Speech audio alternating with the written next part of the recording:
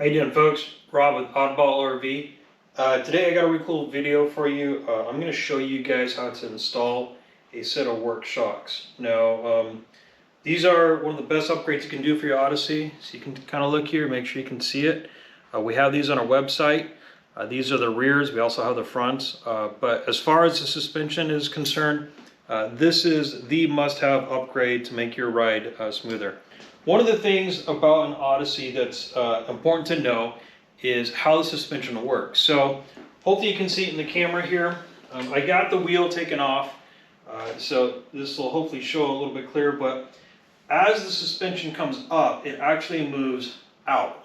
All right, so I'm going to move this up, then I'll move the camera in a little bit closer, but you can see, I'm going to lift this up. You can see how that wheel kind of moves out. All right, so that's the range of motion of the travel. Now the issue is that the shock wants to go straight up and down. So let me get this camera a little bit closer. Okay, it's a little bit closer, so hopefully you can see it. As I move this up, you're going to see that there's a lot of travel in this arm. The angles change and it kind of moves out a little bit, okay? Now, the problem is that your shock, it's linear. It just wants to go up and down, all right? So with that, you have to have what are called Heim joints at the top and the bottom of the shock in order to make sure that it'll actually move with the motion of the suspension. So on the Worx shock, on the bottom, you can see that there is a Heim joint right there. Okay, and it's just a little wheel. You can put your finger in here. I don't know how clear it's able to see, but this little guy moves around, okay? Now, on the other end, you have this bushing. It's a little hard to see because it's all dirty. I've had this on before, but this is a rubber bushing. It's like a polyurethane bushing of some sort. Now, the question is, why not do a Heim joint on both ends? Well, I did ask that question to Worx, and they said that the movement on the top part was such that it didn't really need the Heim joint like this, and that the polyurethane bushing was perfectly adequate for what it needed to do. So that's their reason, and so far it seems to work good for me. So along with the Worx shock here, you also have this bolt kit. All right, now I've already put everything on here kind of in the order that it goes, but you have these two bushings here with a lip on it, and I'll show you what that goes to in a second. You also have a little metal, another bushing, I guess a smaller one. You got these two little rubber O-rings here, and you got another bushing here. All right, so I'm going to show you how to install this correctly. Now, it's not just a bolt-on solution. If you bolt it on and just tighten everything down, you're going to actually end up ruining these things. So keep an eye out, and I'll talk you through the process here. The other thing that we got to take a look at here is what's going on with the upper mount. So on that, you actually have, I'm going to make sure I have it here. All right. We have a nut. This is the backing nut. It goes back here. Oops, dropped it. So the backing nut goes on the back side. This is the shock bolt, okay? Now I have aftermarket fenders, also a great product. Check them out on oddballorv.com if you're interested. But this is the bracket for it. If you don't have aftermarket fenders, you're not gonna have this bracket. And then there's also a bushing right here, and the bushing just goes on when you thread it all in, okay? So the first thing that we're going to do is show you how does the bottom portion go together. All right, I got to redo this section of the video a little bit because I made a little bit of a mistake. So a couple things. So on the shocks, you'll know the orientation, which way it should go based off of this little nut here. So this is actually for reservoirs. If you want to add reservoirs, you can always do that. But this you're going to have pointing out. All right, so this goes up here. Now you have this bolt and this bolt kit, and I have this bracket. This is for the aftermarket fenders. If you don't have aftermarket fenders, you're not going to have this bracket. And the other thing is you have this washer here. So it's important, this is why I'm redoing this video. You have to put the washer on the inside. So the washer goes here, and the bolt goes through the shock, and then it goes through the little washer bushing, and it threads through. And I'm going to show you why it's important to do this correctly and why you just can't bolt these things down. So I'm tightening this on, and I'm going to have to reposition the camera in a second here to show you exactly what you need to see here. All right, so if you look on the back here, as I back this out, this bolt actually starts threading through the backside. And the instructions say that you actually want to grind this down a little bit for the Worx shocks. And the reason for that is because if you look at my finger, there's a little bit of an angle there. I don't think you actually have to. I think it works fine not grinding it down, but it's up to you if you want to do that. So I'm going to put this nut here. This is called the backing nut. And so you have to hold it here and just start tightening this down. You just kind of wiggle a little bit, you know that it's aligned correctly. Okay. And eventually the threads are going to catch that nut. A little more. Okay. You can see how tight that is, but now the nut's starting to thread on. This bracket's a little bit of a pain, it's kind of in the way.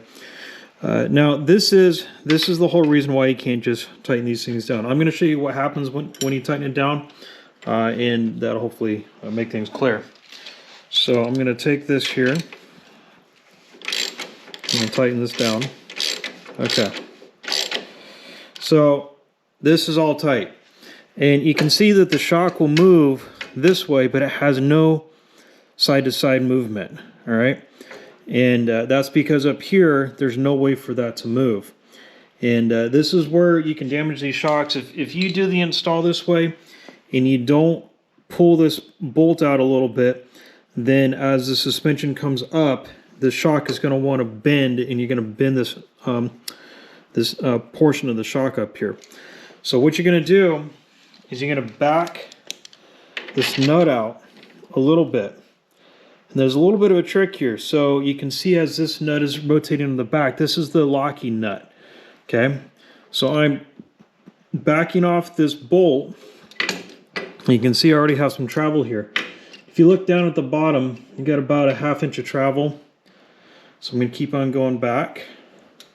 Got a little bit more. You want about 1 inch, maybe a little 1.25 inches. All right. That's pretty close, maybe a little more. There we go. So you can see I can have the side-to-side movement. It's right down at the bottom of the camera. Now you should be able to see it. All right. So I'm going to reposition the camera so I can show you the rest of putting on the bolts. Got a camera right my way, but I'll work with it.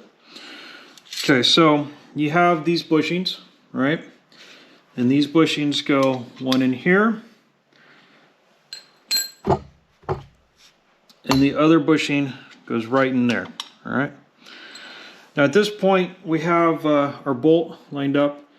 We have this other smaller bushing along with the rubber gasket. We're going to pull these off, and that just leaves us this one gasket O-ring, I guess I should call it an O-ring, and this other metal bushing. All right. So I'm going to push this over, and it threads through. Now I do have, if you can see it over here, I got a jack stand, and that's helping to line up the shock to the right length for the suspension, so this bolt just slides right in. If you don't do that and it's hanging all the way down, it's going to be a little awkward of an angle. It's going to be a little tight. All right, so you don't actually want to put that all the way in yet, though. At this point, once you get the bolt through the shock, you got to put the O-ring on, and then the other gasket. And again, so there's a ring on this. This ring is what faces in towards the eye of the heim joint. So that goes on like that, and now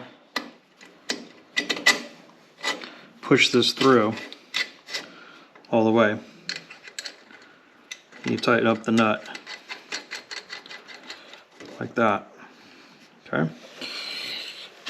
At this point, take your socket set, take a wrench, and the bottom we can actually cinch up nice and tight. The bottom does not have to be loose.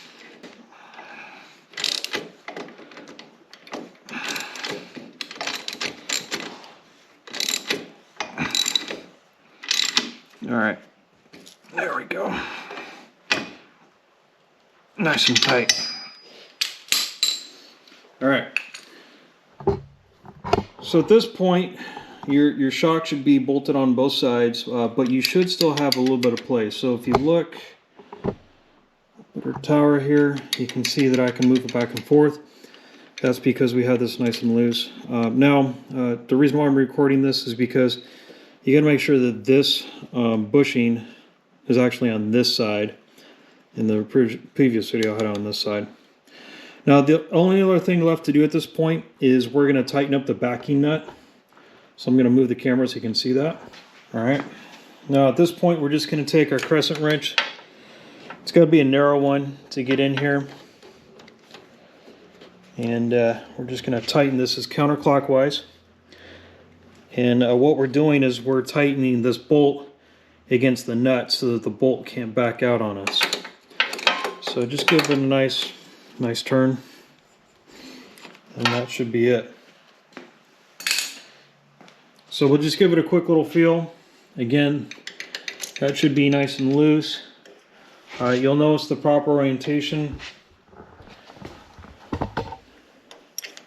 because the reservoir screw, if you can see this, is right here, and that needs to face outwards if you're to add reservoirs. So on the left side, it's the same process. I'm not going to do the whole thing, but you can see I have a little bit of rotation there. And that just knows that if I took the bottom shock off, it would actually be able to swing side to side. So that's it. That's how you install the Worx shocks. Again, it's a fantastic upgrade. Definitely an investment, but in my opinion, it's probably one of the best investments you can make on the Odyssey. As far as making it a rideable machine, it does a much better job than their stock shocks, especially the rear.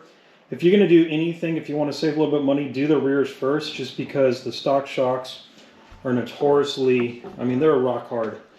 And when you put these Worx on, they're going to be fantastic. The Worx shocks on the front, they're a little more straightforward. Maybe I'll do a video on those at some point in the future, but these ones you can just tighten down nice and tight, bolt there, and a bolt there. You don't have to have the side-to-side movement. And that's because the up and arm travel is in a linear motion. So anyways, thanks for checking out, guys. Sorry it's a long video, but it takes a lot to make sure it's all informative. You can check these shocks out and all of our other products at oddballorv.com. Thanks.